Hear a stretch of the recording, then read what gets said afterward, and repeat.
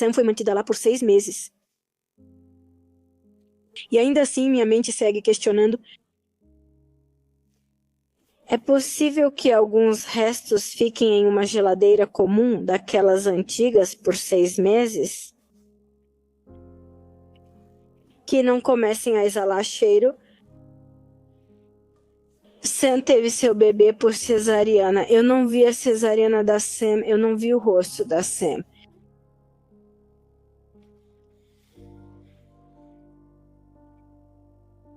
Da Sam só recebi um tórax. Mas essa luta é para que isso mude, para que não haja mais mães chorando o que eu estou chorando, desejando ter minha família completa porque a minha foi mutilada. No nosso país, os casos de violência de gênero e suas consequências se tornaram uma estatística que, há mais de uma década, não para de crescer de forma alarmante. Histórias que, tristemente, muitas vezes terminam em tragédia. Hoje vamos conhecer o caso de Maria Guadalupe Hernández Lopes, uma mãe cuja vida mudou para sempre após perder sua filha, Arlette Samantha Holguín Hernández. Bom dia, meu nome é Maria Guadalupe Hernández Lopes. Sou mãe de Arlette Samantha Holguín Hernández, que foi vítima em 2018 dos chamados monstros de Ecatepec. Sam era uma jovem muito alegre, muito feliz, amava seus filhos. Na verdade, ela tinha 1 mês. No mês de março, eles tinham inaugurado um negócio no qual ela tinha planos para dar um futuro melhor para as crianças. Seu parceiro tinha... Ele, no começo de abril, foi para os Estados Unidos em busca do sonho americano, com o sonho de ter uma casa, de dar uma vida melhor para os filhos, parar de pagar aluguel. Sam tinha todos os sonhos de dar uma vida melhor para os filhos, uma casa própria, que seu negócio crescesse. Ela gostava de ser mãe. Ela era mãe, era companheira de brincadeiras deles, porque o tempo todo estava brincando com eles. Ela era uma jovem que ajudou seus filhos a serem independentes. Desde bem pequenos, eles abriam a geladeira, preparavam o próprio café da manhã, serviam o leite até a menorzinha, que mal começava a andar, com 1 ano e 7 meses. Ela gostava de curtir filmes com seus filhos, assistir televisão, comprar seus docinhos. Eu sempre dizia para ela que ela comia mais docinhos do que os filhos dela, porque eu via isso. Eu via os 4 na sala e ela com o maior saco de docinhos. Sam era a mulher mais feliz por ter 3 filhos, um companheiro e uma vida independente, com muitos sonhos. Sonhos que foram destruídos para ela em 25 de abril de 2018. Samantha, uma mãe amorosa e dedicada, trabalhava duro todos os dias para proporcionar aos filhos uma vida digna, repleta de carinho e estabilidade. Era uma mulher alegre, gentil, sempre com um sorriso que iluminava quem estava ao seu redor. Mas foi justamente essa bondade, essa confiança nos outros, que 2 pessoas sem escrúpulos aproveitaram. 2 monstros que a levaram a um destino trágico e inimaginável. No dia 25 de abril, Sam desaparece. Eu vi Sam... No dia 24 de abril, um dia antes da noite, pois seu parceiro já havia partido há 2 semanas, ela sobrevivia com o que ganhava trabalhando. Assim que começou, eu levava leite para ela, levava fraldas, frutas para as crianças. O que eu podia, eu levava para minha filha para que ela não ficasse tão pressionada. Eu a vi pela última vez na noite de 24 de abril. Nunca vou esquecer que ela me disse: "Passa aqui para tomar um café, mãe." Mas como eu tinha uma mocinha de 17 anos, eu precisava ir vê-la. E eu disse: "Não, mãe, porque eu tenho que ir ver sua irmã." Aí vem o esse, né? Provavelmente, se eu tivesse aceitado aquele café, Sam ainda estaria aqui. Porque essa pessoa era um covarde que só tinha coragem de agarrar as pessoas, as jovens, quando as via sozinhas. Por acaso, no dia 25 de abril, era uma quarta-feira, eu estava de folga. Nesse dia, me ligaram do jardim de infância à 1 da tarde, dizendo que não tinham ido buscar meu filho. Meu filho saía da escola ao 12h15. Antes de sair correndo, liguei para o meu filho e pedi para meus filhos ligarem para ele também. Talvez ela tivesse adormecido, tivesse passado mal e acabou perdendo a hora. Tentamos ligar várias vezes para Sam, mas ela nunca atendeu. Cheguei no jardim de infância, só estavam a diretora, a professora e meu filho. A professora ainda me disse: Senhora, já íamos ligar para o conselho tutelar conforme nossa orientação. Criança não buscada deve ser reportada ao conselho tutelar. E assim, mas me estranhou porque a senhora Samantha sempre está atenta ao filho dela. Sam vivia no jardim de infância. Sam, em cada festival, dançava para o filho porque ela gostava de fazer isso, queria deixar lembranças para o filho. E assim, por isso não ligamos para vocês, porque sabemos e conhecemos a senhora. Ela é sempre está aqui conosco, atenta às crianças e nos apoiando. Pego meu filho e sigo ligando para Sam. Nunca encontrei ela, nunca nos atendeu. Chego na casa dela e, para minha surpresa, encontro minhas 2 meninas sozinhas, com 2 vizinhas ao lado delas, do lado de fora da casa. Sam tinha um pitbull, se chamava Manotas. Ela sempre o amarrava, deixava a corrente exatamente até a entrada da porta, era até onde o Manotas podia ir. O Manotas ficava atravessado na porta e as meninas ficavam dentro. Minhas meninas estavam no sofá, ainda comendo um pedaço de tamal doce. A menor, com a fralda, já em condições muito ruins. Agradeço às vizinhas por me dizerem que era estranho, pois Sam nunca deixava as crianças sozinhas. Ainda na porta, na parte do térreo, havia uma sacola de roupas. Sam, quando acumulava muita roupa, ia para casa lavar. Então quero pensar que esses eram os planos dela, ir para casa lavar naquela época.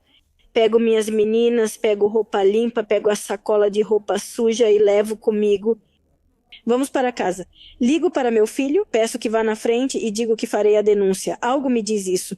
Eu conhecia a Sam e sabia que a vida dela eram seus filhos, que ela jamais os deixaria.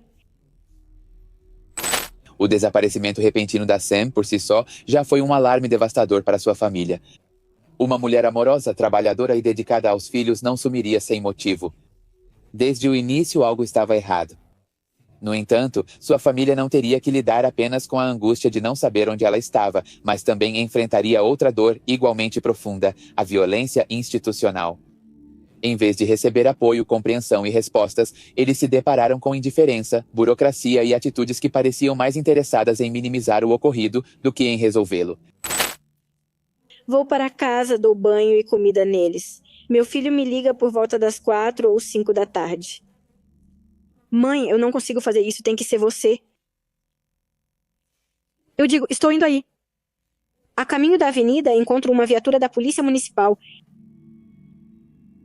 Eram uns 6 policiais. Eu me aproximo deles e digo, não encontro minha filha. Por favor, me ajudem.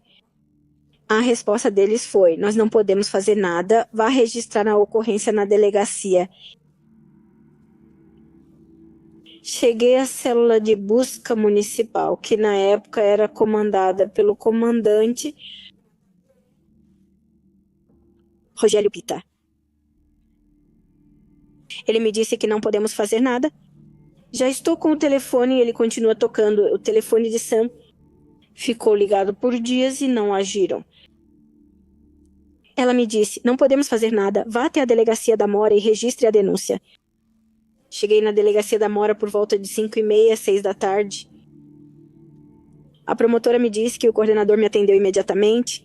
Vá com ela, mas ela estava muito ocupada, comendo petiscos e conversando com os colegas. E deixou que eu fizesse a denúncia com um rapazinho que estava fazendo o serviço dele. Eu saí de lá às 7 da noite, 8 da noite.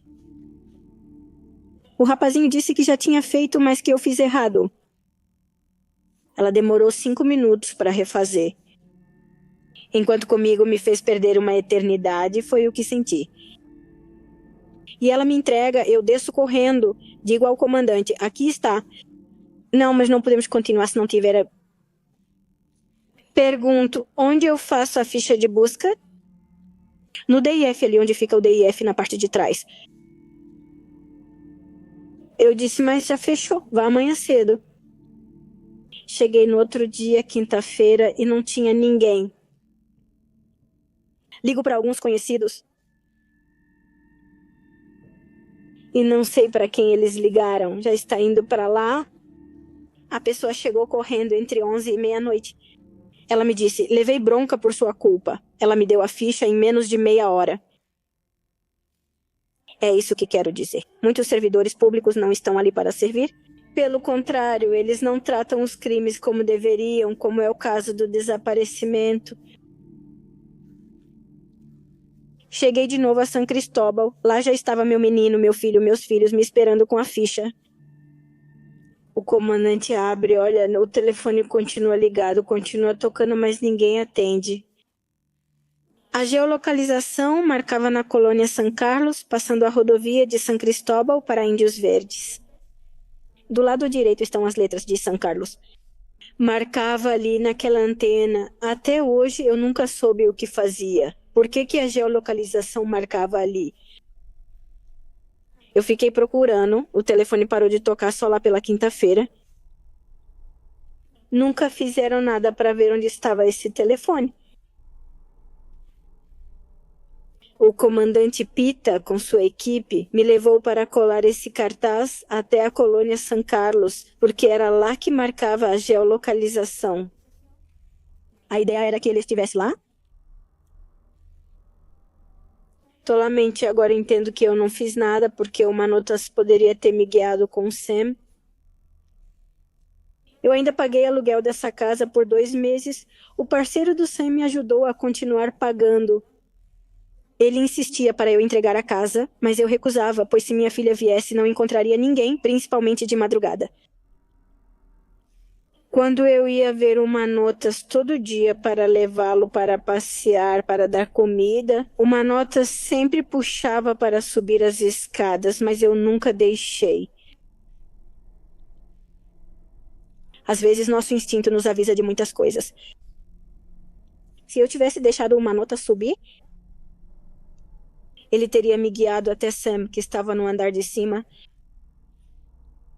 A Sam ficou lá por meio ano. E ainda assim, minha mente continua questionando. É possível que restos mortais fiquem em uma geladeira comum daquelas antigas por 6 meses? Que não comecem a exalar cheiro? O comandante... Não, na verdade foram os policiais de investigação que foram. Eu dizia para eles, vocês não revisaram a casa.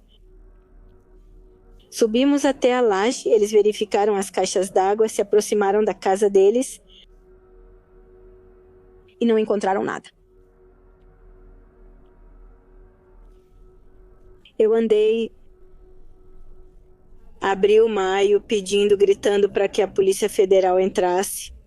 Algo me dizia que a Polícia Federal tinha que estar colaborando com o Estado do México para encontrar a Sam. A professora Sol Salgado, que na época era comissária da comissão de busca, ela me deu o registro de chamadas, me enviou sem nem me conhecer. Esse mesmo registro eu imprimi e levei ao Ministério Público. Entreguei nas mãos deles, entreguei nas mãos da polícia de investigação que estava com o caso, chamada Evelyn. E me enganaram. Porque nunca me disseram, senhora, a senhora precisa fazer uma ampliação do depoimento para poder integrar o processo. Só receberam meu depoimento e riram de mim. A Polícia Federal chegou no dia 1º de junho desse mesmo ano para colaborar, depois de eu já ter levado uns 3 ofícios pedindo que eles viessem investigar. E qual foi a surpresa? Que não havia nenhuma investigação, não tinha nem sequer a geolocalização do telefone, nem o registro de chamadas. E eles viraram para mim e disseram, senhora, nos mandam para todo lado, por toda a República, e não sei quando vamos voltar. A pasta está vazia, não há o que investigar. Não podemos exigir, pois viemos somente para colaborar com eles. E não tem nada. De fato, nunca mais vi um policial federal nesse caso, porque não encontraram nada naquele momento no processo. No mês de junho, me apresentam a uma ativista que ela iria me apoiar. Ela se chama Carmen. Sim, ela me apoiou porque eu não teria conseguido com tanto gasto. Ela me levava nas suas medidas de proteção para Toluca, para tudo que... Até que conheci e percebi. E ela me disse que tinham que fazer o exame de genética em nós, para que a genética estivesse no sistema, para qualquer coisa. Vocês não sabem o que é andar pisando em ovos? Ver o que nunca imaginou?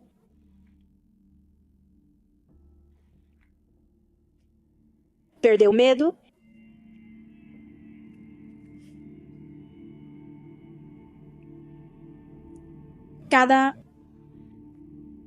Que eu pedi uma intervenção da polícia cibernética, da qual também nunca obtive resposta.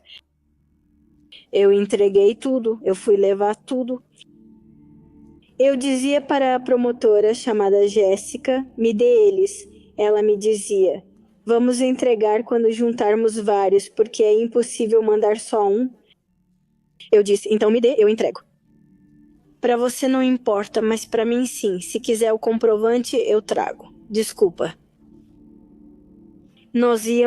Eu ia entregar os comprovantes para a Federal de Cibernética, fui entregar umas 2 ou 3 vezes na Delegacia Federal, esperando que eles voltassem para ajudar.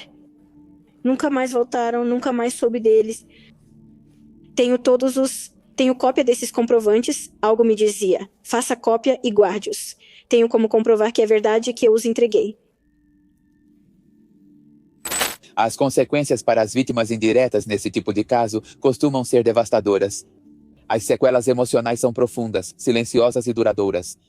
Famílias inteiras começam a se fragmentar sob o peso da incerteza, da dor que não é aliviada pelo tempo e de uma busca por justiça que parece não ter fim. A ausência se torna uma presença constante. Assim fiquei por 6 meses. 6 meses procurando por Sam. Eu estava com raiva, ressentida com a vida, com raiva de Deus, do universo, de tudo, do destino. Eu agradecia que meus filhos já eram grandes e independentes. Família, eram pessoas de bem e estavam seguindo em frente. E de um dia para o outro me tiraram uma.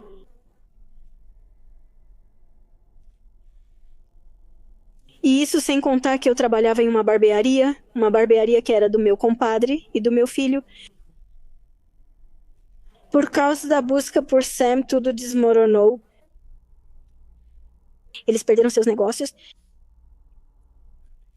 O único que restou para o meu filho foi o que, ele tem até agora, que é o que eles tinham inaugurado com Sam. Ele me ajuda com as crianças usando esse recurso. O pai deles nunca os esqueceu. Sempre esteve atento ali. Nos primeiros 6 meses, ele acreditava que minha filha tinha fugido com outra pessoa. E não me mandava nada. Meu filho, compadre e filhas me ajudavam com o dinheiro das passagens. Porque no final das contas eu tinha que pagar comida em São Cristóbal, mas eu não comia. Eu não bebia água porque não queria ter que ficar procurando um banheiro, porque era tempo perdido para procurar minha filha. Eu passei 6 meses me deteriorando. Cheguei a pesar 49 quilos e eu nem percebia porque a minha dor de procurar minha filha era maior. Ainda mais doloroso era ver as crianças chorando. Eles não queriam comer, não queriam dormir, porque esperavam pela mamãe, esperavam pelo papai. Eles colocam as crianças em uma creche para que as meninas comecem de alguma forma a se distrair com outras coisas.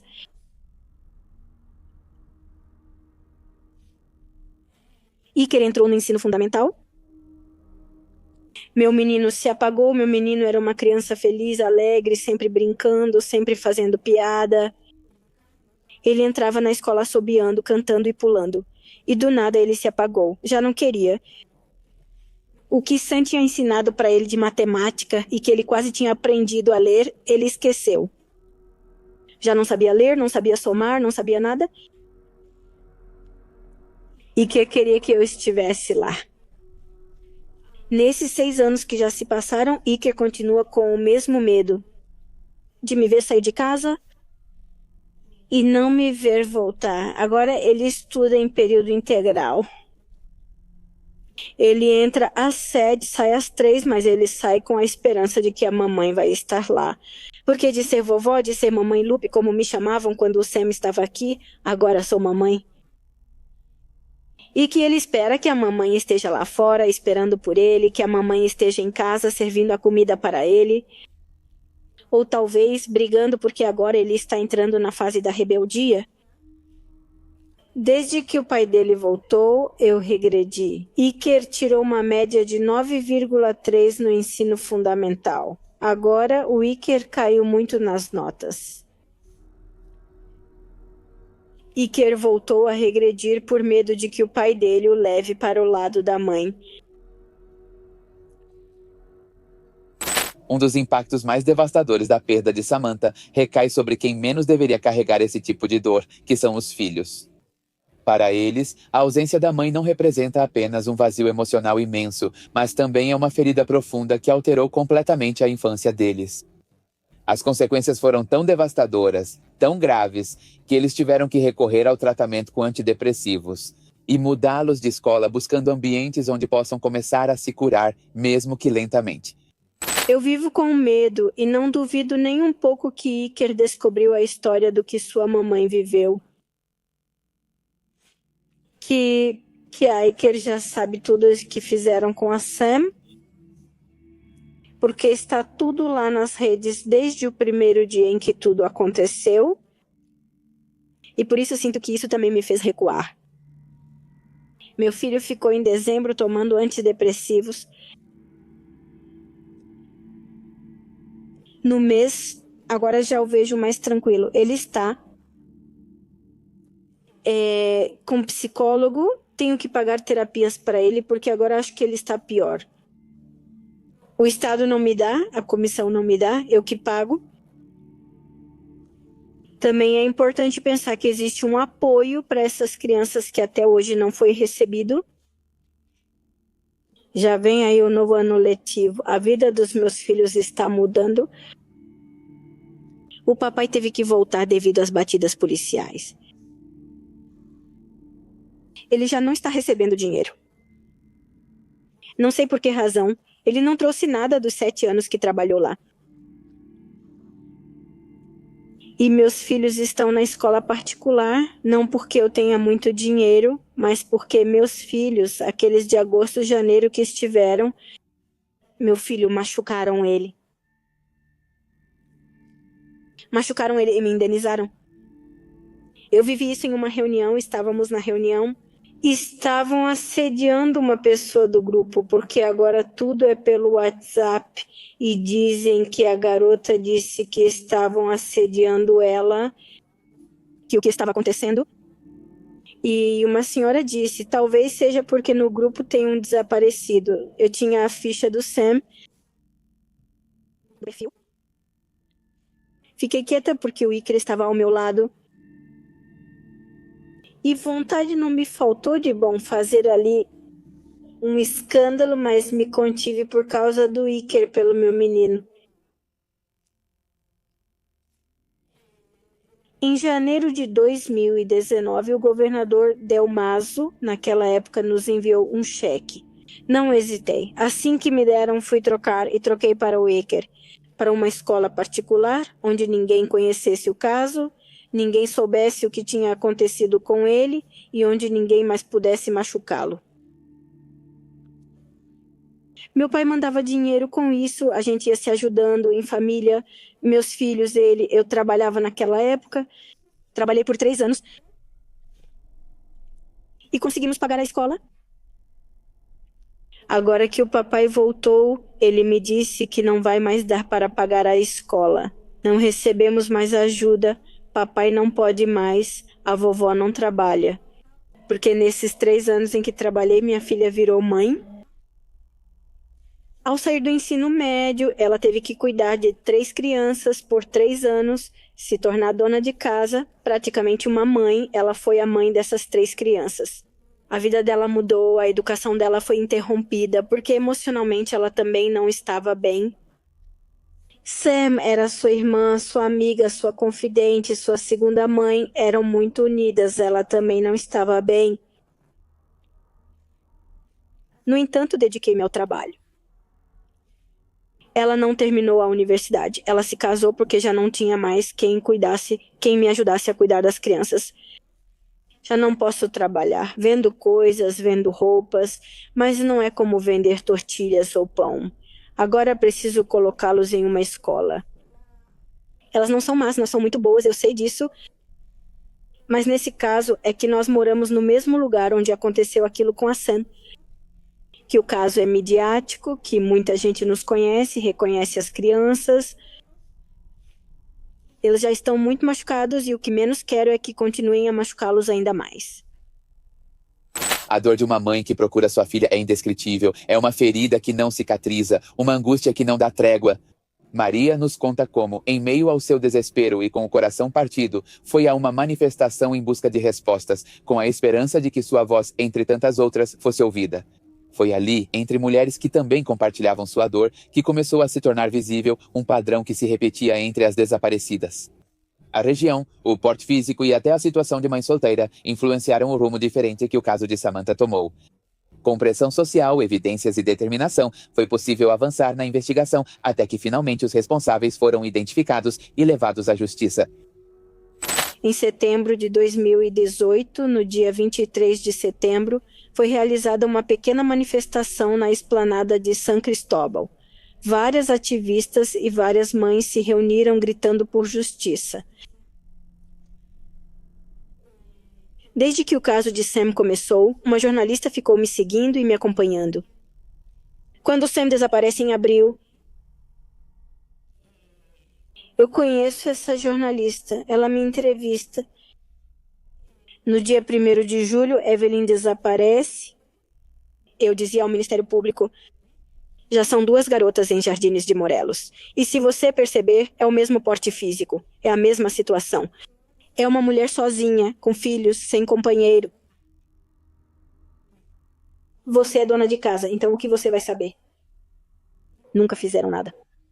Desaparece, não lembro que dia de setembro, Nancy, com seu bebê de 1 mês, eu digo, já são 3 e um bebê. Juntem as pastas, por favor, confiram, pode ter algo aí. Não me deram ouvidos. A promotora chamada Jéssica não me deu ouvidos. Ela me disse, eu falei com a jornalista. Na verdade, vocês podem procurar no YouTube. Lá está a matéria que ela publicou. 3 garotas e um bebê estavam desaparecendo. Em Jardines de Morelos, que algo estava acontecendo em Jardines de Morelos. E ela me liga, senhora, venha, as outras 2 mães vão estar lá.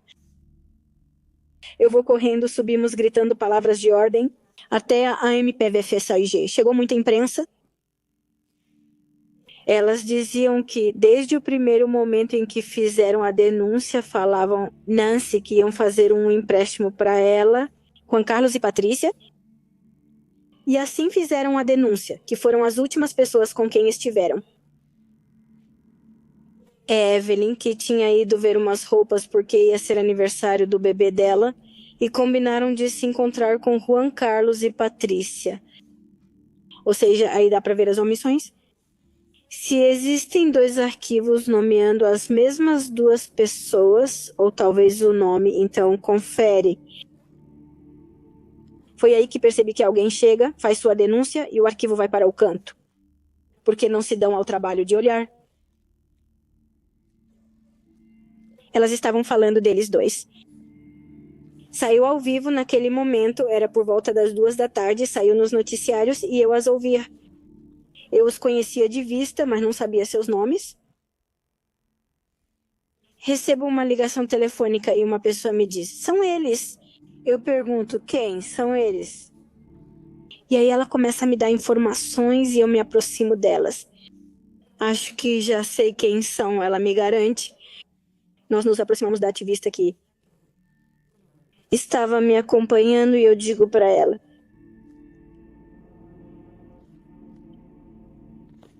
Carmen, acho que já sei quem é. Ela falou com o promotor que precisávamos de uma reunião com urgência, porque provavelmente já sabíamos quem eram.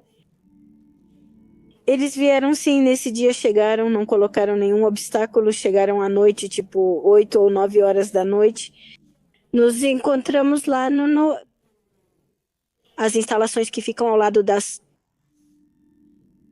do seguro, da Clínica 68 e de Servos da Nação, que é da mulher.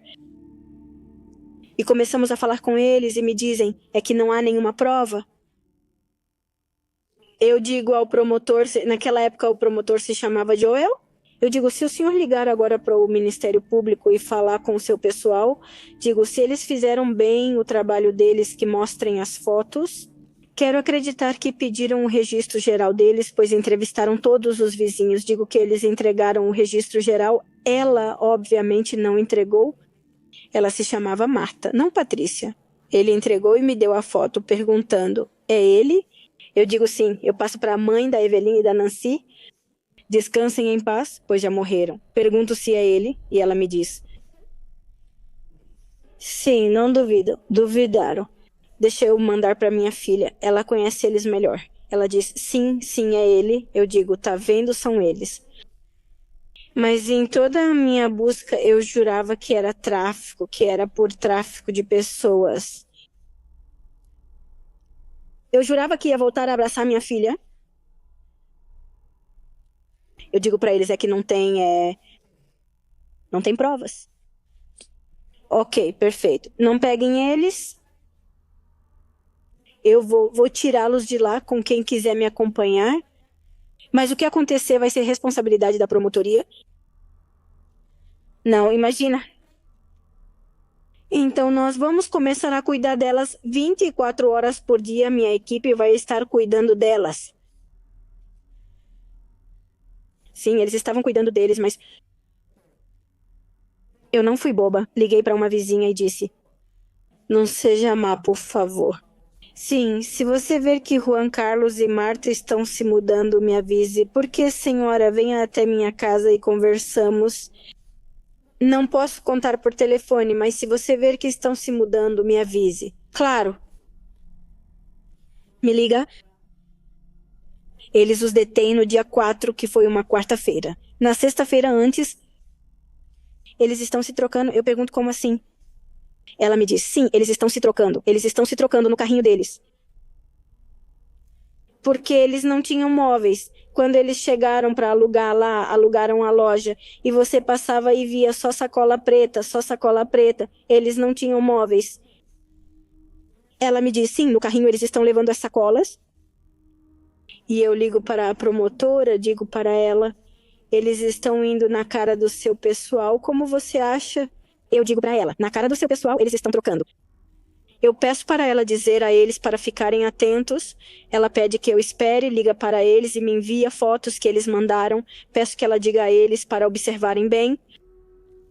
Então eles prestaram mais atenção e prenderam eles na quarta-feira. Eles foram detidos na quarta-feira.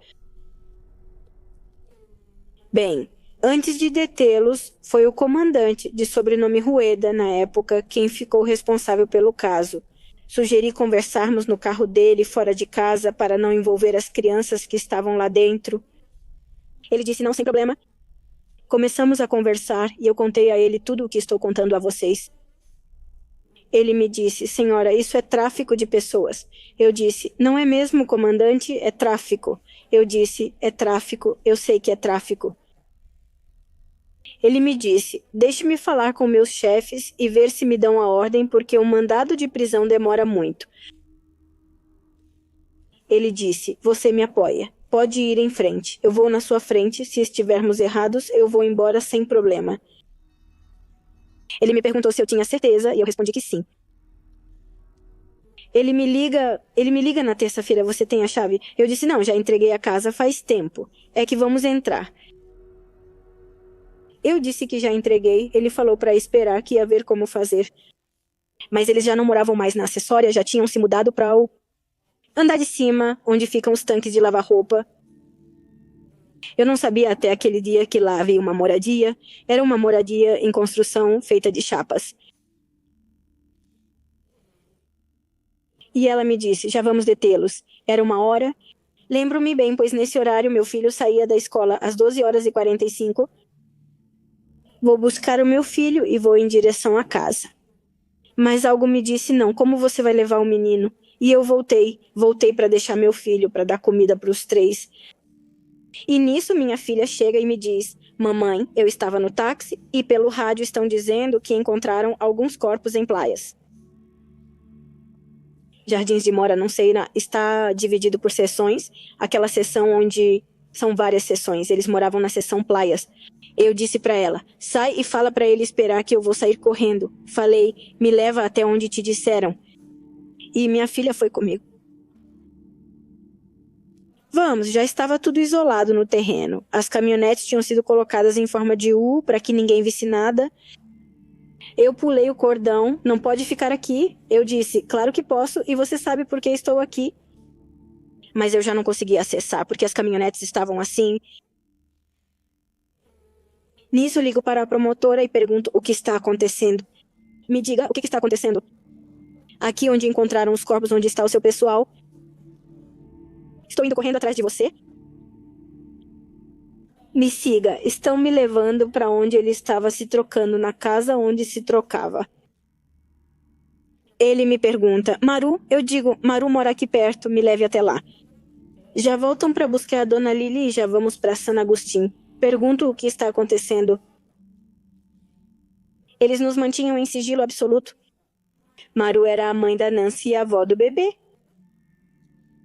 Mostrei fotos para ela, que perguntou, ela é o bebê? Mas o bebê já estava bem magrinha, quando a levaram era bem gordinha. Ela negou, mas eu insisti, dizendo para ela olhar e ver por si mesma. Eles chegaram com o bebê e, acredite, foi uma imagem que eu guardo aqui dentro de mim. Porque o bebê tinha 1 mês, 2 meses. Levaram ela com 1 mês sem ver a família. Ao ver a avó, ela sorriu imediatamente. A gente não sabia o que estava acontecendo. E levaram a Nancy junto com o bebê. Mas eles venderam o bebê. E eles mesmos disseram para quem tinham vendido e foram atrás do bebê.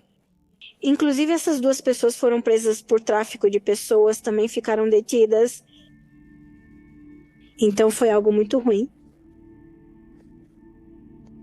Chegamos a San Agustín. Vocês não fazem ideia de como foi horrível.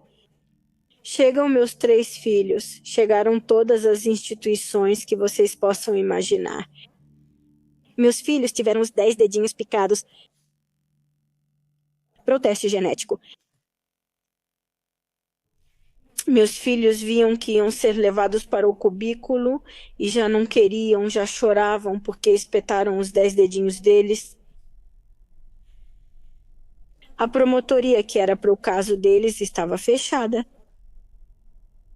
Numa dessas vezes, eu estava na parte de cima e meu compadre me perguntou, comadre, é ela? Meu primeiro instinto foi correr para pegá-la. Mas enquanto eu descia as escadas 2, 3 degraus para chegar até ela, eu gritei para ela. Todos os policiais saíram como formigas para protegê-la. Minha filha chegou e agarrou a outra pelo cabelo.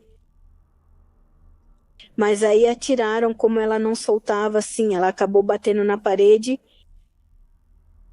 Fiquei mal e histérica, falei para eles. Assim como cobriram ela, deveriam ter coberto e cuidado da minha filha. E eu ainda desconhecia o que lhe tinham feito. Eu gritava para ele, o que você fez com a minha filha? E muitas coisas. Quando percebi, já tinha todo mundo atrás de mim, meu filho, toda a promotoria. O comandante me disse, senhora, acalme-se. Eu disse, sim, comandante, venha para este lado. Quero ver se o senhor vai ficar tranquilo. Ela apenas meneou a cabeça e partiu. Ao me ver mais calma, ela se aproximou. Ela me disse, me entenda. Se eu os mandar machucados, eles vão ser soltos. Eu disse, bom, sim, neta, mas falei, se coloquem no meu lugar. Assim começou a terrível jornada em busca de justiça contra Juan Carlos e Patrícia, o casal de assassinos em série conhecido como os Monstros de Ecatepec.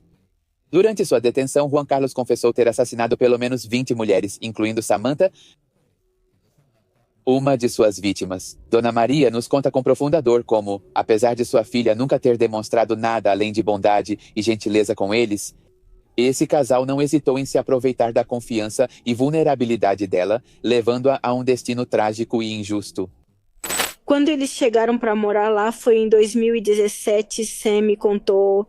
Sam já morava lá, acho que desde 2016, já fazia 1 ano, 2 anos antes. Ela me contou, me disse, mãe, chegou uma família com 3 crianças e ela grávida para morar na loja. Ela me disse, mas mãe, se você visse, eles vivem, dormem em um colchão, acho que os 5 dormem ali e não tem nada. Dá para ver que eles estão mal financeiramente, ela disse. E o que ela me contou é que eles se dedicavam a coletar garrafas polietileno tereftalato.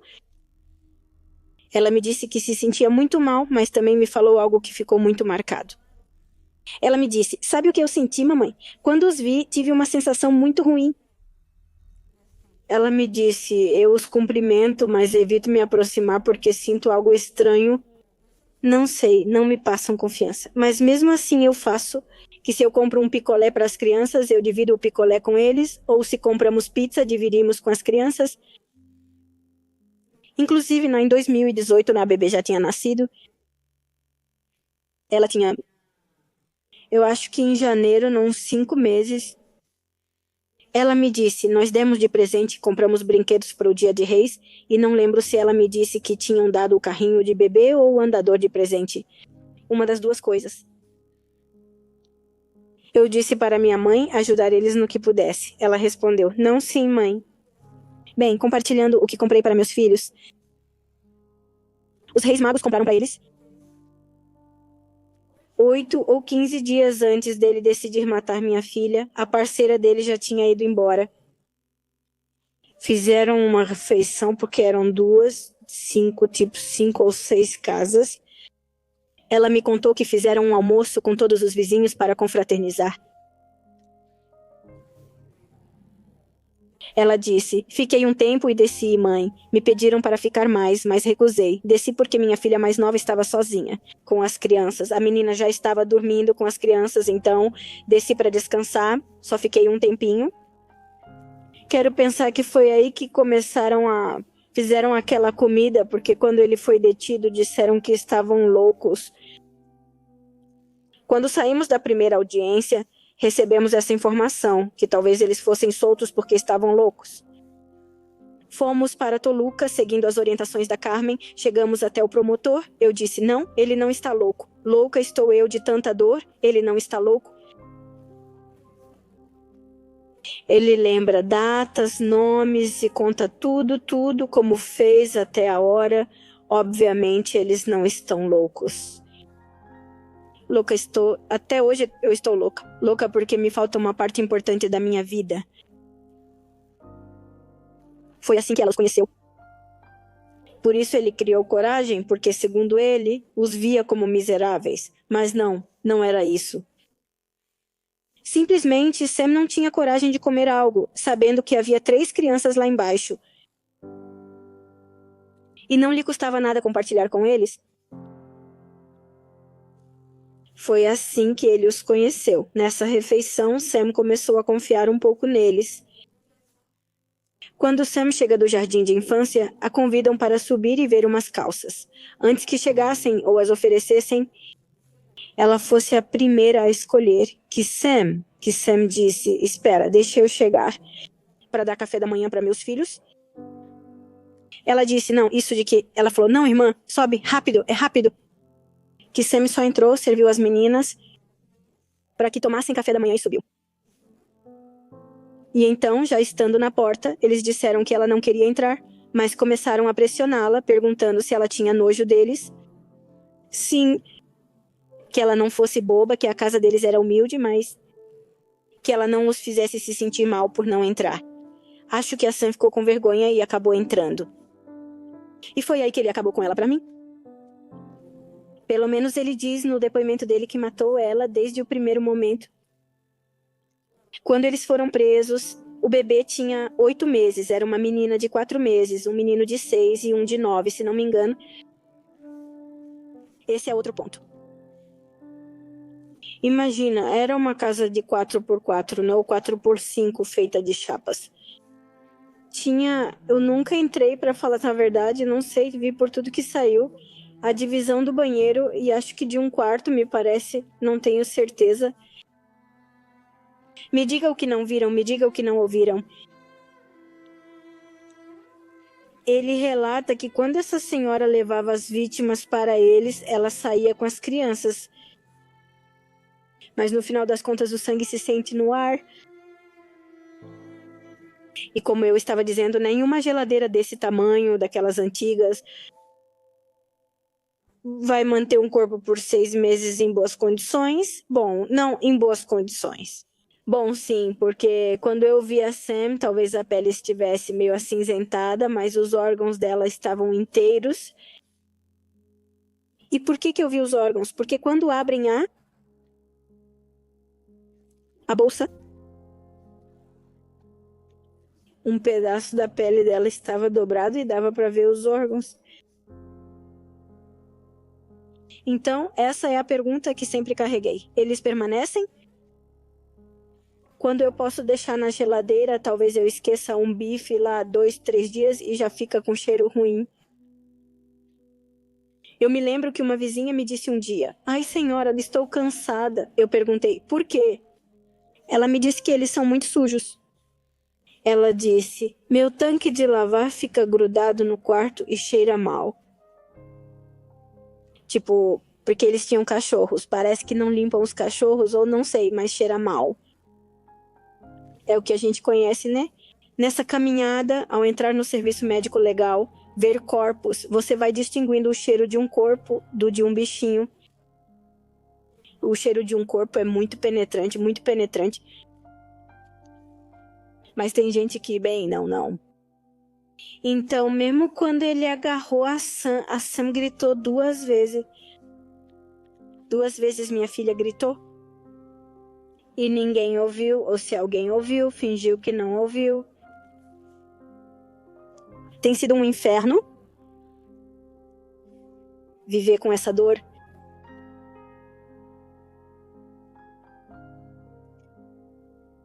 Ver 3 crianças crescerem longe da mamãe e tirar da minha mente a imagem de Sam, do que me entregaram de Sam. Sam deu à luz por cesariana. Eu não vi a cesariana de Sam, eu não vi o rosto de Sam.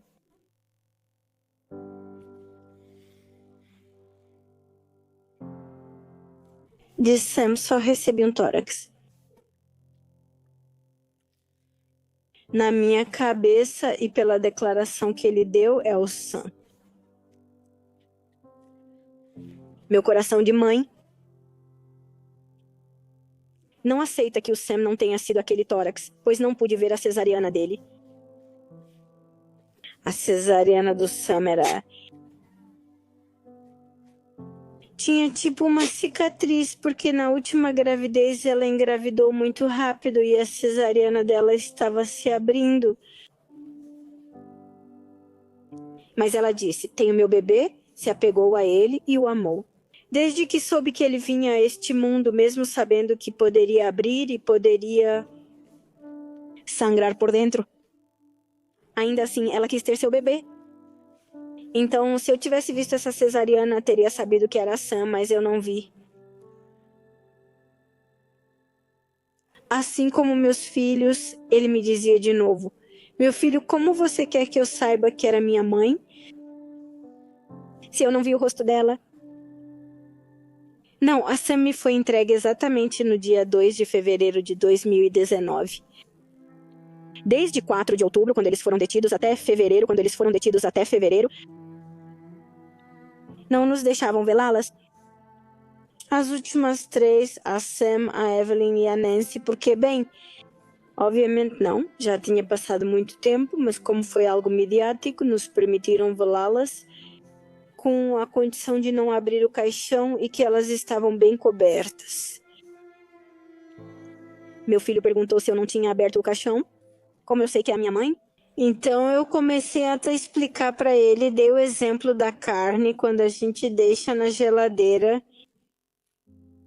E o que acontece com a gente quando morre? A gente se decompõe e fica com mau cheiro. Então a mamãe a gente já não podia mais abrir. O caso de Sam foi esquecido. O caso do monstro de Ecatepec já foi esquecido. Principalmente esqueceram das vítimas, dos filhos dessas vítimas.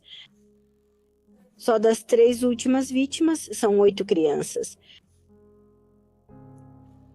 E ninguém olhou por eles. Existem muitos tratados para as infâncias, tem o desenvolvimento integral da família, tem a Organização das Nações Unidas e ninguém se pronunciou. Inclusive desde o início. Ninguém esteve lá vendo como estavam essas crianças, vendo se eu, a avó, cuidava bem deles, se eu dava comida para eles, ninguém. As vítimas diretas, mais diretas, são os filhos desse crime de feminicídio, para quem ninguém olha, para quem ninguém sabe como vivem. Há avós já bem idosos que não podem mais trabalhar ou se trabalham, ganham muito pouco. E há crianças que realmente estão passando por dificuldades e ninguém olha para elas. Algumas nem sequer têm um número de vítimas registrado, porque o orçamento não é suficiente, porque não dá para todos. Tristemente, não deveríamos ter que lutar por uma reparação integral nem por um apoio. O ideal seria tentar erradicar esse crime ou impor penas mais severas. Ontem eu estava lendo todas as mudanças que o ex-presidente Obrador fez. Infelizmente, em nenhum deles se fala de uma pena especial para crimes em série, como foi no caso de Sam. Infelizmente, nunca se fala das crianças, desses direitos das crianças que não podem e não devem ser violados sob nenhuma circunstância. Quando vão olhar para essas crianças que são as mais prejudicadas e que merecem pelo menos uma educação digna e segura? Estamos no mês de junho e ainda não disponibilizaram os programas que existem. Eu vou ter que mudar a educação que meus filhos tinham e, repito, também a do governo é boa, muito boa. Mas no caso dos meus filhos, eles são muito conhecidos e continuam morando no lugar onde machucaram e mataram a mãe deles. E como se não bastasse, a comissão de vítimas não quer mais se responsabilizar pelo pagamento do cemitério. Para Sam,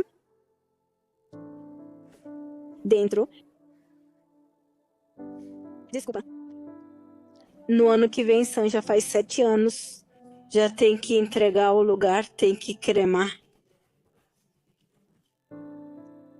E eu me pergunto, sem dar apoio, sem que a avó trabalhe e sem que o pai dê o que dava para que eles continuassem crescendo, como é que eu vou pagar? Sim, devo 2 anos de manutenção do cemitério, porque a comissão já não quis se responsabilizar pelo pagamento. Quando a lei das vítimas diz que eles são responsáveis. A Sam foi morta por um assassino em série, que já matava há 6 anos, que desde as suas 2 primeiras vítimas já poderiam tê-lo pego. Ele afirmou isso na primeira audiência. Se vocês tivessem pedido as câmeras do neto, teriam sabido quem a levou, mas o Ministério Público é ineficiente e eu sabia que nunca iam me pegar. Ele afirmou isso e as gravações comprovam. Não estou mentindo sobre isso. Eu te coloco essa mulher, acaba com ela e me traz o coração dela como oferenda. Os oficiais encontraram corações como oferenda para minha santa morte. E eu prefiro que meus cachorrinhos comam a carne dessas mulheres do que elas continuem respirando o meu oxigênio. Bom, meu patrão, não acho que vou sair dessa, mas se eu sair, já aviso aos patrões, vou continuar matando mulheres. Se tivessem trabalhado, Sam continuaria trabalhando para seus filhos. Meus filhos continuariam aproveitando os abraços da mãe deles, as brincadeiras com a mãe deles, mas não trabalharam e Sam não está mais aqui. E como se não bastasse, eles não querem cumprir como manda a lei em dar uma reparação integral. Meus filhos não são vítimas indiretas, meus filhos são vítimas diretas. No caso de Sam, o estudo de serviço social foi feito por uma perita vinculada à comissão de vítimas, o qual não consta nos autos. Eu pedi os autos. Eu tive que aprender coisas que nunca imaginei na minha vida, me envolver no mundo das leis. Petições feitas e protocoladas. O escritório não existe. Só está o documento que eu assinei que seria apresentado e quem o havia feito e o nome da assessora jurídica naquele momento. Mas o documento não está. Voltei a inserir outro documento para a juíza. Ela já me respondeu, disse que de fato não está lá. A comissão de vítimas é quem tem que te enviar isso. Em 2023... levei um documento para a comissão, ainda estou esperando a resposta, mas a comissária Carolina Alanis já saiu. Até hoje continuo lutando. Agora está. Não me lembro o nome da nova comissária, nem sequer a conheci porque ela não me deu uma consulta para conversar com ela. Me disseram que esse estudo estava nas instalações de Ecatepec. Em Ecatepec, essas instalações ficaram ocupadas desde dezembro de 2023. Sim, de 2023, não sei se já as devolveram ou se ainda continuam ocupadas. Ela me disse que esse documento estava lá, documento que estão me negando, quando é meu direito, assim determina o artigo 8º. É meu direito ter acesso a todos os estudos ou documentos do caso da minha filha. No dia em que entregarem essas instalações, vão me dizer que se perdeu porque as pessoas que estavam ocupando pegaram ou ficaram mexendo nos documentos. Quem vai se responsabilizar? Eu não peço nada, simplesmente peço o acesso à reparação integral para meus 3 filhos menores. Acho que se não trabalharam desde 2012 e minha Sam foi morta em 2018, meus filhos, no mínimo, merecem o acesso a essa reparação para terem uma educação digna e poder seguir em frente. Eu confio que meus filhos vão se formar e que meus filhos vão ser pessoas que vão contribuir com algo para este mundo, pelo menos um pouquinho. Como família, estamos trabalhando para isso, mas agora as coisas estão ficando complicadas para a gente. Eu peço à sociedade que seja um pouco empática, que eu não estou pedindo nada para mim, simplesmente justiça para os 3 menores, meus 3 netos menores, agora meus filhos. O que eu peço é para que eles possam estudar. Agora, meu menino está no 1º ano do ensino fundamental, minha menina no 4º e a pequena no 3º. Eles ainda têm um caminho a percorrer. É só isso que eu quero, educação. Que essa reparação garanta a eles uma educação segura, uma universidade. Eu já disse, a dor que todas essas crianças sentem ao ficarem órfãos por feminicídio, nós podemos transformar essa dor em uma vida melhor, mas ninguém fala sobre eles. são as vítimas mais invisíveis de tantos decretos e por quem tanto se luta e se protege as infâncias. Eu nunca vi ninguém que se aproxime e se preocupe com que vida essas crianças têm ou que vida eu estou dando para elas. Ninguém se pronunciou. Eu acho que por direito, por lei, isso pertence a eles. É isso que eu peço para a sociedade. Viver o caso de Sam é a pior coisa que pode acontecer a qualquer pai. Imaginar que ele te diga isso em uma audiência. Eu comi ela. É a única vítima que eu não consegui estuprar em vida. Porque ela não deixou, porque eu não consegui com ela, mas morta eu consegui. Tava me matando vê-lo quase toda semana, em cada audiência. A promotora, vou dizer, ela me dizia: vai para o julgamento, vai. Ela me dizia: vai para o julgamento, mas a dor não me deixou. Estava me destruindo ver isso. Ele gostava ver a gente chorar. Eu disse: você não vai me ver derramar uma lágrima, não vai me ver chorar. Eu me segurei as lágrimas. Em todas as audiências, eu não consegui parar de olhar para ele, não consegui parar de olhar para ele, o tempo todo olhando para ele. Ele nunca sustentou meu olhar, nem mesmo virou para me olhar.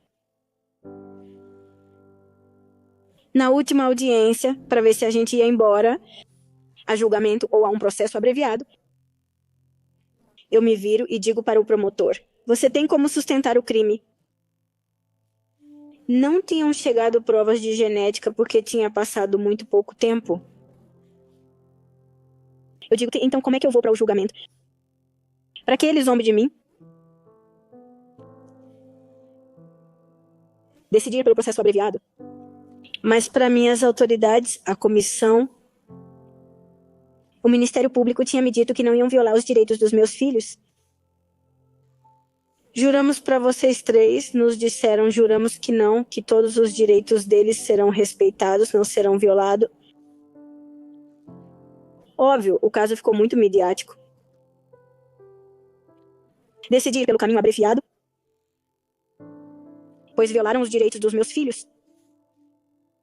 Meus filhos não tiveram acesso a uma reparação como determina a lei. E agora estou lutando por isso. Porque é direito deles, porque tanto eles dois quanto o Estado tiveram culpa. Também tem sua responsabilidade porque não trabalhou e ele ficou matando livremente por 6 anos. Acho que no mínimo as crianças merecem isso, não é? Uma educação digna, uma vida digna. Ou é feliz? Acho que não, porque quem vai viver feliz? Depois de saber o que fizeram com a mamãe?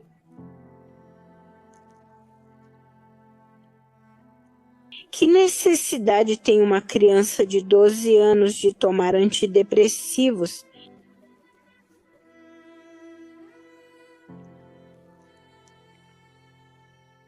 São crianças muito corajosas, muito maduras, porque esses golpes fizeram delas crianças muito maduras. Por outro lado, são crianças muito irritadas. Porque perderam o que havia de mais sagrado. Não duvido que meu filho já saiba da história. É isso que estou trabalhando com o psicólogo dele, contar o que aconteceu com a mamãe. Mas ele disse ao psicólogo que ainda não. Porque sabe que o que vai ouvir não vai gostar. No caso de Senna, foram 40 anos, da Evelyn também, da Nancy também, porque também foram abreviados. Ele tem uma sentença, esse... Como eles chamam? Desculpa, né? Agora eu lembro. Vitalícia. Uma prisão vitalícia. Teoricamente, eles não sairão mais. E acho que a sociedade não gostaria que eles estivessem soltos. Ninguém. A qualquer momento. Um assassino, qualquer tipo de criminoso, aos 8 anos tem direito a um habeas corpus. Me dizem que não acreditam que vão pedir habeas corpus, mas como eu digo, o que tem a perder? No presídio, tempo é o que não falta para eles. Eles sim têm direito de estudar, porque muitos fazem carreira lá. E que bom, mas eles têm direito à educação sem que isso lhes custe um centavo. Eles têm direito a fazer suas 3 refeições sem precisar mover um dedo para comer. Ele tem direito de receber a visita da mãe dele e talvez até receber um abraço dela. Meus filhos já não têm mais isso. Meus filhos não vão sentir o abraço da mãe deles. Talvez eles sintam o abraço da avó, mas nunca vai ser a mesma coisa. Por mais que os proteja, por mais que eu os mime, nunca vou substituir os braços da mãe deles. E, no entanto, eles estão de pé e tentando seguir em frente. Ele pode abraçar a mãe dele. Os filhos dele, provavelmente não. Ou quem sabe, né? Não sei o que acontece na prisão, nem até onde vão os direitos dos presos. Eles são protegidos pelos direitos humanos. Meus filhos não são protegidos. Vocês não sabem o quanto me dói estar contando isso. O quanto me dói narrar essa história. Ainda assim, estou contando para que vocês sintam um pouco de empatia por mim, pelos meus filhos, para que meus filhos tenham acesso à justiça. Não é algo que eu esteja inventando, só porque sim, é assim que determina a lei das vítimas. Eles têm direito a uma reparação integral e eu acho que até direito dobrado, porque a Sam foi morta por um assassino em série. Um assassino que matou várias garotas e deixou várias crianças sem suas mães.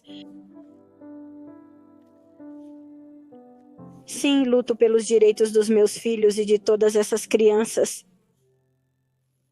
que devem ter acesso à justiça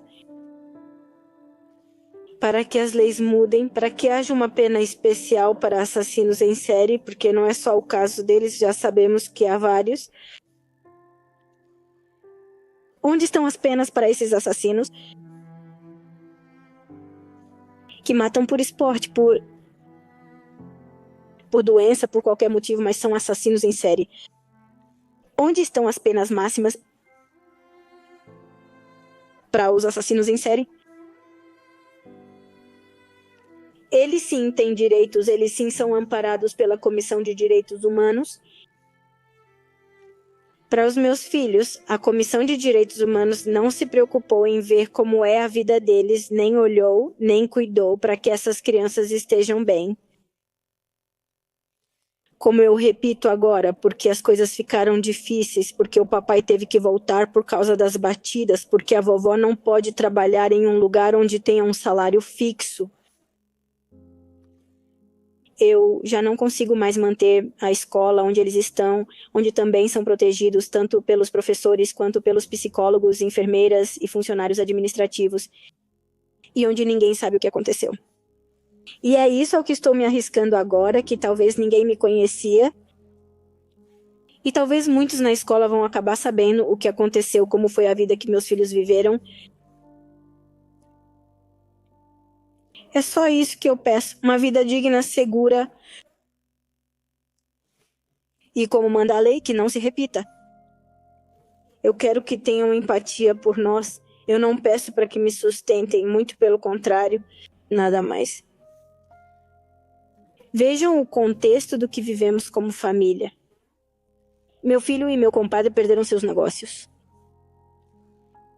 Que eu continuo morando, vivendo onde bem tudo aconteceu. Lógico, a casa nós pagamos com sacrifício, nós a construímos com sacrifício. É difícil deixar o patrimônio assim do nada.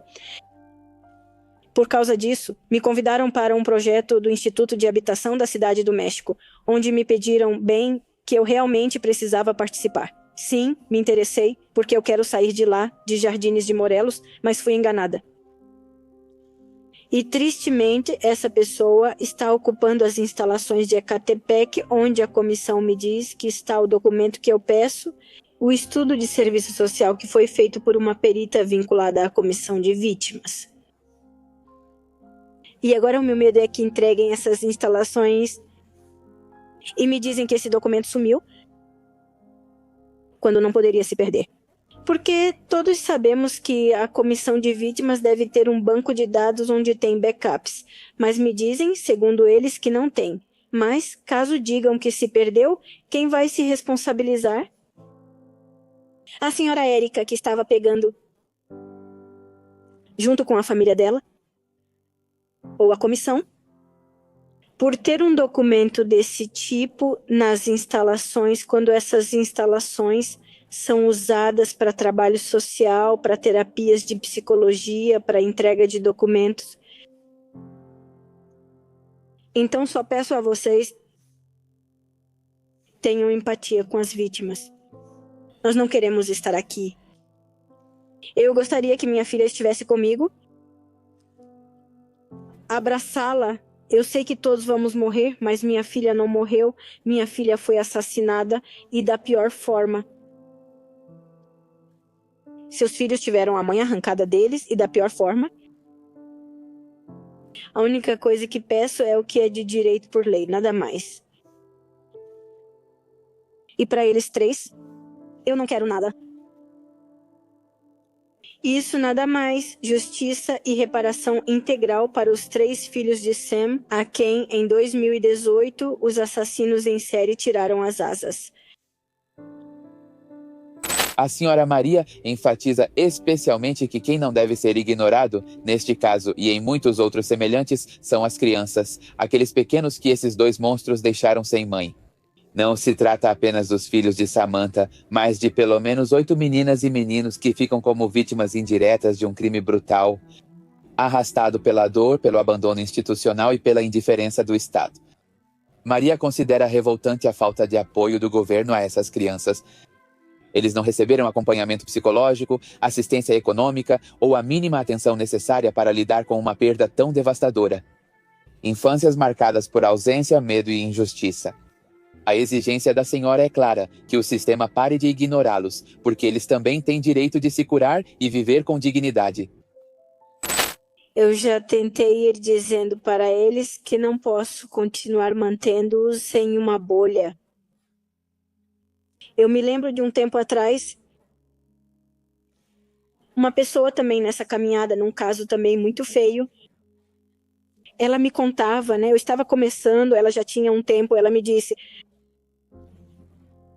tem um rapazinho de 16 anos. Não contei para ele o que aconteceu com a irmã dele, e agora ele viu no computador e está muito mal. Está muito rebelde.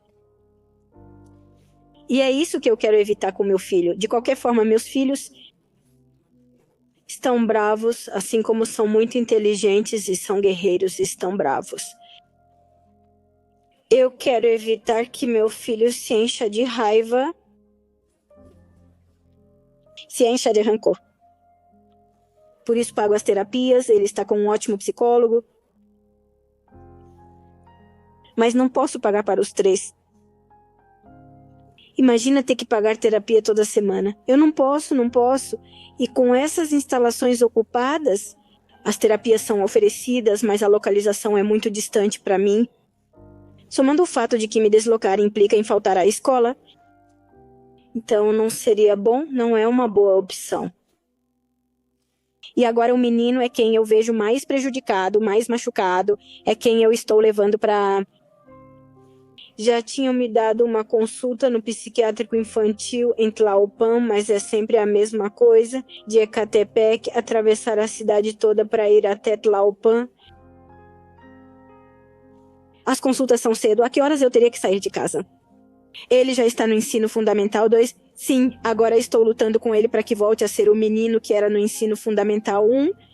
para que ele volte a entender que a vida nos dá golpes e que precisamos superar, é isso que tenho tentado ensinar. A vida não é fácil e vamos levar muitos golpes, mas temos que seguir em frente. E acredite, eu agradeci muito, pois foi graças ao meu psiquiatra que abriram as portas para mim lá. Mas levá-los até lá é uma tarefa titânica e significa faltar à escola. E aí ele fica mal por um lado, mas por outro lado, então, é um caminho muito difícil. Quando vocês virem na entrevista que fizeram comigo, eu contei, porque ele, quando era menor, um dia me disse: quando eu fizer 15 anos, você vai me contar a verdade sobre o que aconteceu com a minha mãe. Eu disse, tudo bem. Depois ele me disse, quando eu fizer 12... Tenho outros 4 netos, também estão muito machucados. No dia da entrevista, eu me aproximei e conversei primeiro com minha filha, com minhas filhas, e disse a elas, já está na hora das crianças começarem a entender o que aconteceu com Sam. Eles sabem que 2 pessoas mataram a mamãe, que por isso eu saía durante aqueles 6 meses e praticamente os deixava sozinhos. Bom, não sozinhos, com meus filhos, mas eu não estava lá. E que eu fiquei esse tempo. Sim, prenderam os agressores dela que estão na cadeia. É só isso que eles sabem. Então me aproximei deles, conversei com minhas filhas e depois falei com eles. Eu digo, querem saber o que aconteceu com a tia? Meus netos e sobrinhos chamam ela de tia Hermosa. Querem saber o que aconteceu com ela? Sim, eu digo, mas pelo que sei, eu digo, não aconteceu nada agradável com ela. Mas não contei, não tinha falado sobre isso até agora. Agora eles sabem que eu vim com você? E eu sei que eles vão procurá-lo. Na verdade, meu filho me disse, já vi alguns, e eles vão procurá-lo. Então, no dia em que eu o vir, vou estar com o psicólogo. Para que, de alguma forma, por qualquer situação, ele me ajude a vê-lo. Meus amores, eu sei que algum dia vocês vão ver isso.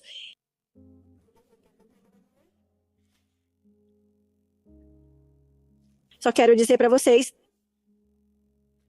que a mamãe deu a vida por vocês o tempo todo.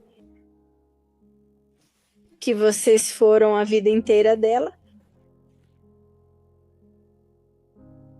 Que tudo o que ela fez e tudo o que ela conquistou sempre foi pensando em vocês e até em mim, sua mãe, porque ela sempre cuidou de mim. Assim como seus tios agora. Só quero que vocês saibam que a mamãe, até o último instante em que respirou, eu posso jurar que foi pensando em vocês. Que a mamãe sofreu assim como vocês, que vocês estão sofrendo porque ela não está, porque ela ia deixá-los sozinhos. E eu posso garantir que tudo o que ela quer, se é que existe outra vida, como dizem, é cuidar de vocês. E aos meus outros 4 pequeninos, sabem que a tia Hermosa os amou, porque ela mesma os ensinou a chamá-la de tia Hermosa. Que vocês foram seus lindos meninos. E que também pensou em vocês.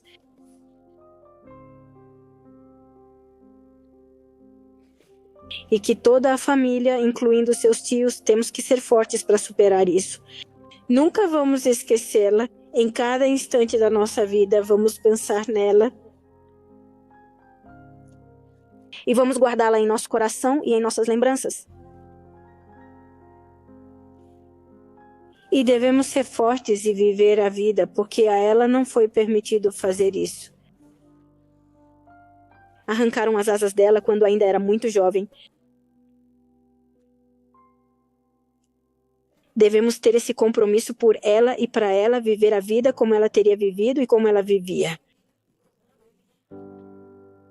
Sorrindo e dando o melhor sorriso para todos os problemas.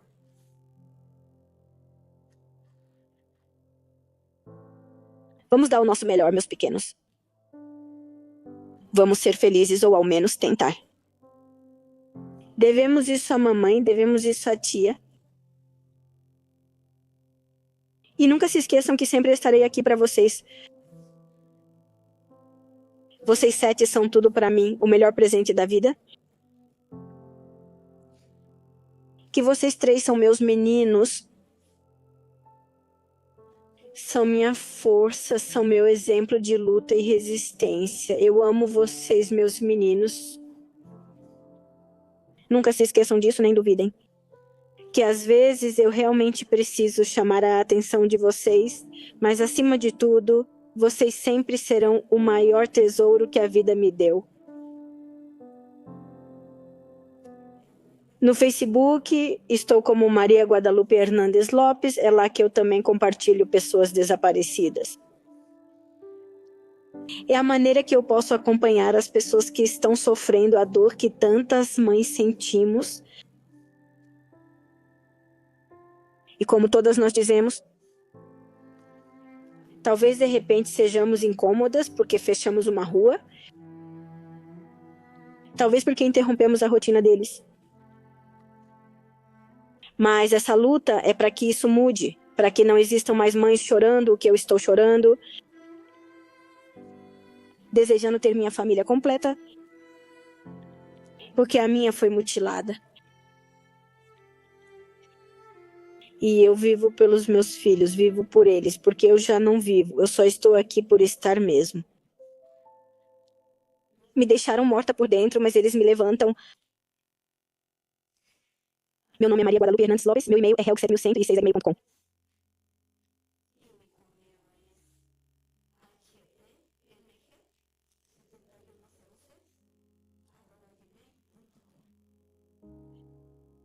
A presidenta dizia que todas nós chegamos. Não, faltam muitas. E falta a minha Sam. E principalmente, falta, de alguma forma, atender aos gritos desesperados dessas infâncias para que tenham uma vida digna. A todas as nossas infâncias em geral, sem violência. E, sinceramente, muito obrigada por me dar essa oportunidade. Se você chegou até esse ponto do vídeo, não se esqueça de se inscrever no canal e deixar um comentário. Isso ajuda o canal a continuar crescendo e faz com que o caso continue se tornando mais viral. E lembre-se que se você foi vítima de alguma injustiça, de algum crime, e gostaria de aparecer em um desses vídeos, pode me escrever no e-mail, que é e-mail@ppmistério.com.mx. No Facebook estou como Pepe Mistério e no Instagram estou como Pepe Mistério MX ou Pepe Mistério Documentários.